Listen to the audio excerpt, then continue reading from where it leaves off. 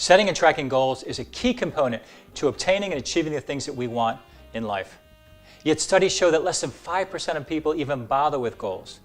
Now, most fundraisers I meet with do have goals, but when I ask them what they are, they have to scrounge through their desk to find them, and when they do produce them, the goals are rather vague and the person really doesn't seem that inspired by the goals. Today I'm going to show you simple ways to set, track, and exceed your goals. Goals that get you jumping out of bed in the morning, goals that inspire you, your donors, your board, goals that turn your dreams and aspirations into reality. There's an old acronym when it comes to setting goals called SMART. Goals should be specific, measurable, attainable, relevant, and time-bound. Let's say you want to grow your Plan Giving program this year. Okay, what does that mean? Well, let's make that a SMART goal. I want to add 25 new members to my Plan Giving Society in the next 12 months. Is that specific? Yeah, it's pretty specific. Is it measurable? Yes. I need to get 25 people to say, this is great, I'm in, sign me up. Is it attainable?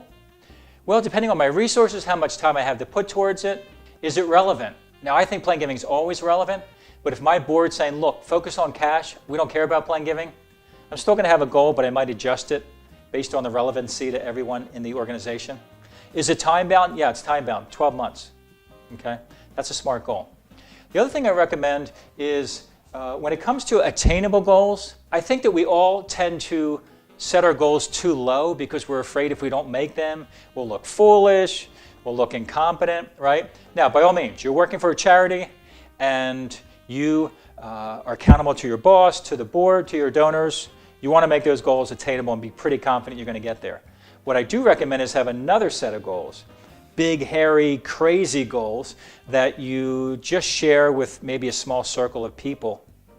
What I find, I do it all the time, and every year I always wind up somewhere in between what I think are my attainable goals and the really outrageous ones. It happens like clockwork. The other thing I recommend is having two general types of goals, behavior and results. The only thing that we can ultimately control is our behavior. I cannot control if 25 people are going to say, yeah, I'm interested, sign me up to your Plan Giving Society, right? But I can control how many times I pick up the phone to set a visit with a donor, to get in front of a donor, to ultimately ask them. So my behavior goal may be I need to pick up the phone 750 times this year. My results goal is to get to 25 new Plan Giving Societies. The other thing I recommend is having categories of goals, more specific categories. So personal goals. I want to go to Florida for a vacation this year. I want to take guitar lessons. And if any of you have seen my other video where I'm playing guitar, you know what I mean. I need guitar lessons there, right? Business goals. We want to start a new stewardship program.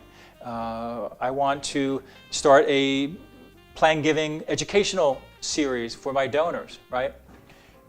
Health type goals. I intend to go to the gym 5 times a week this year. I want to lose 15 pounds. One of my goals is I want to limit my desserts to the weekends. So no cookies and cakes during the week for me. No cookies and cakes for me. Self-development. I want to go to 3 educational events, symposiums this year. Relationships. This is a big one. I don't spend enough time really working on my relationships.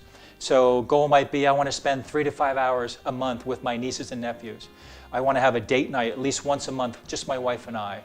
I want to sit down with my wife on a regular basis, once every 2 months, and talk about a relationship and ask her, what can I do to be a better husband?